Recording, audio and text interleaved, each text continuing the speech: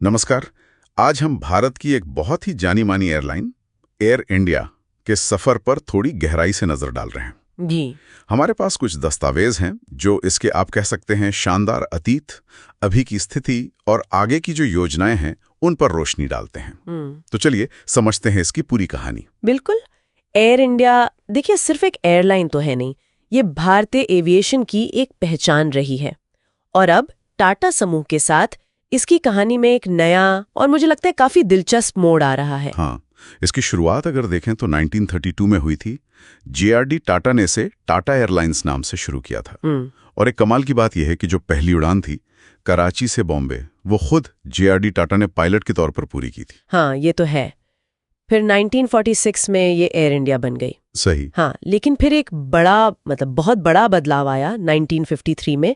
सरकार ने इसका राष्ट्रीयकरण कर दिया। राष्ट्रीयकरण, अच्छा। जी, मतलब अब एयरलाइंस सरकारी कंट्रोल में आ गई। ये उस वक्त की जो इंडस्ट्रियल पॉलिसी थी उसका हिस्सा था। समझ गया। फिर काफी बाद में ऑपरेशंस को और बेहतर बनाने के लिए और ग्लोबल कंपटीशन में टिके रहने के लिए भी 2007 में इसका इंडियन एयरलाइंस के साथ मर्जर कर दिया गया। हाँ, वो मर्जर हुआ था और फिर मतलब कहानी घूम फिर के वहीं आ गई। बिल्कुल। जनवरी 2022 में इतने सालों बाद टाटा समूह ने इसे सरकार से वापस खरीद लिया। हाँ, एक तरह से कह सकते हैं कि एयरलाइन अपने घर लौट आई। सही कहा।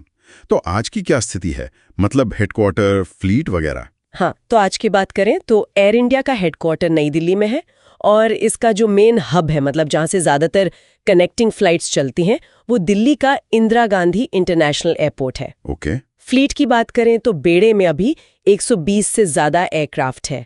इसमें आपको मॉडर्न बोइंग 777, 787 ड्रीमलाइनर और एयरबस A320 फैमिली के विमान मिलेंगे। काफी बड़ा बेड़ा है। जी, और ग्लोबल नेटवर्क की बात करें तो 2014 से ये स्टार अलायंस का मेंबर भी है। हाँ, स्टार अलायंस। इससे तो यात्रियों को दुनिया भर में काफी कनेक्टिविटी मिल जाती होगी। बिल्कुल बिल्कुल, सुविधाएं भी बढ़ जाती हैं। अच्छा, और भविष्य की योजनाएं? सुनने में आया है कि कुछ बहुत बड़ा प्लान है। हाँ, योजनाएं तो वाकई बहुत महत्वाकांक्षी हैं। खासकर वो 2023 वाला ऑर्डर याद है? अब 470 नए विमानों का। अरे हाँ, 470, वो तो बहुत ही बड़ा नंबर है। जी, 250 एयरबस से और 220 बोइंग से। ये एविएशन इतिहास के सबसे बड़े डील्स में से एक गिना जाता है। तो इसका मतलब क्या है एयरलाइन के लिए और इंडस्ट्री के लिए भी? देखिए, ये ऑर्डर सिर्फ फ्लीट को मॉडर्न बनाना नहीं है। ये टाटा समूह की जो महत्वाकांक्षा है कि भारत एक बड़ा ग्लोबल एविएशन हब बने, उसको भी दिखाता है। वो हर पहलू पर ध्यान दे रहे हैं, service quality, brand image, time पर चलना, सब कुछ। अच्छा। और उनकी स्ट्रैटेजी भी एक दिलचस्प है।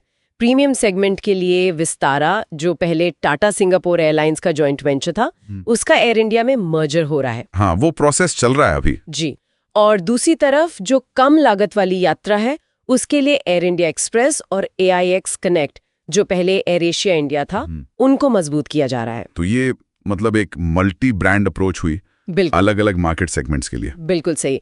ये बाजार के अलग अलग हिस्सों को टारगेट करने की एक बहुत स्पष्ट रणनीति है। और सेवाओं की बात करें तो कहाँ कहाँ जाती हैं फ्लाइट्स? नेटवर्क तो काफी फैला हुआ है। भारत के शहरों के अलावा ये north America, Europe, Asia, Australia, इन सब जगहों पर उड़ानें भरती हैं।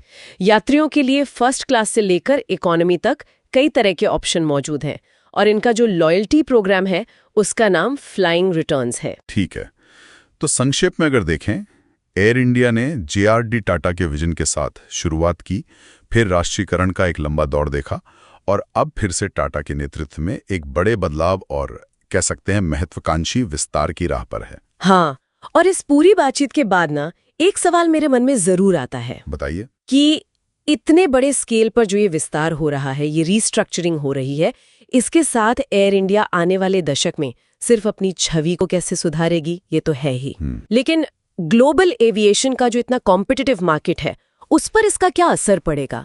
क्या ये सर्विस और एक्सपीरियंस के कुछ नए स्टैंडर्ड सेट कर पाएगी? ये सोचना दिलचस्प है। हाँ, ये वाकई देखने वाली बात होगी।